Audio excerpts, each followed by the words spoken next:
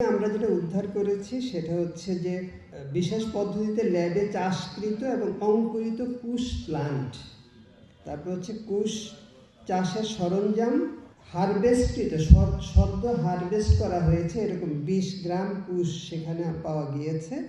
কুশ প্লান্টের বীজ, তারপর হচ্ছে ক্যানবিয়ার রেজিন, আর সীসা পাওয়া গেছে 150 গ্রাম এবং সীসা সেবনের সরঞ্জাম। সেখানে কিছু বিদেশি ব্র্যান্ডের বিদেশি মদও পাওয়া গিয়েছে, আর ইয়াবা 42 পিস।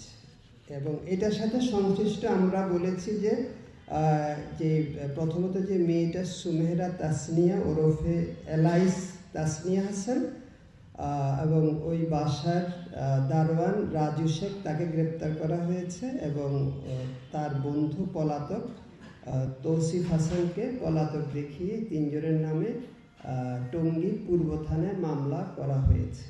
আর আমরা যে ভেজাল মদের বিষয়ে যে প্রথম যে অভিযানটা, সেটার বিষয়ে আমরা মামলা করেছি ভাটারা থানায়, 2টি মামলা হয়েছে। গত 7 জানুয়ারি মানে গতকালকে এটা হয়েছে, পাওয়া গিয়েছে বসুন্ধরা আবাসিক এলাকার একটা ভবনে অভিযান চালিয়ে ভাড়া ছিলেন যারা ফ্ল্যাটে, সেখানে তল্লাশি চালিয়ে ভেজাল মদের একটা তৈরি পূর্ণাঙ্গ অবকাঠামো এবং সরঞ্জাম, বিপুল পরিমাণ অবৈধ মদ, ভেজাল মদ তৈরির কেমিক্যাল উদ্ধার এবং 2 জনকে গ্রেপ্তার করা হয়। এখানে যেগুলি পাওয়া গিয়েছে, এখানে বিভিন্ন ব্র্যান্ডের বিদেশি মদ, বিয়ার এবং ওয়াইন, বিপুল পরিমাণ ভেজাল মদের কেমিক্যাল পাওয়া গিয়েছে, আর ভেজাল মদ তৈরির জন্য সংরক্ষিত ওয়াশ, এই 3টা বিষয় সেখানে পাওয়া যায়। এবং যেগুলো এই সবগুলি হচ্ছে আমাদের জনস্বাস্থ্যের জন্য খুবই ক্ষতিকর। আর এরই পাশাপাশি জোয়ার সাহারা এলাকায় আরেকটা জায়গায় আবাসিক এলাকায় অভিযান করা হয়েছে, সেখানে মদের মজুদ এবং সরবরাহ সংক্রান্ত আলামত উদ্ধার করা হয়েছে। এই 2টি জায়গা থেকে আমরা 3 জনকে গ্রেপ্তার করেছি। প্রথম হচ্ছে রিপন হিউবার্ট গোমেজ, আরেকজন হচ্ছে আব্দুর রাজ্জাক, আর তৃতীয় জন হচ্ছে ডেনিস ডোমিনিক পিরিস। এবং এই 2টি জায়গা থেকে আমরা যা উদ্ধার করেছি তার বিষয় সেগুলো হচ্ছে যে বিদেশি মদ হচ্ছে 79 বোতল, বিয়ার হচ্ছে 166টি ক্যান, আর ভেজাল মদের কেমিক্যাল 132 লিটার।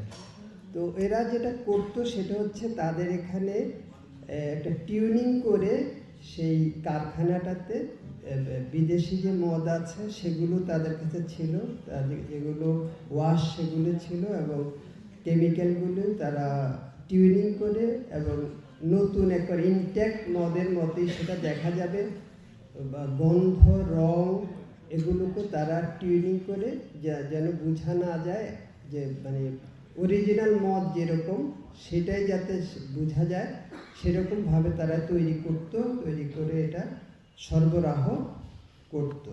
এবং যেটা হচ্ছে যে এই ক্ষেত্রে কোনো রাসায়নিক যে কেমিক্যাল যে রিয়াকশান, যে ব্যালেন্স, সেগুলো কোনোভাবেই ঠিক থাকতো না। এবং এই ধরনের মদের যারা সেবন করে তাদের বড় ধরনের স্বাস্থ্যের ঝুঁকি রয়ে যাচ্ছে, যে বিষক্রিয়া, লিভার ও কিডনি এবং স্নায়বিক জটিলতা সহ বিভিন্ন রকম সমস্যা তৈরি হতে পারে এগুলিতে।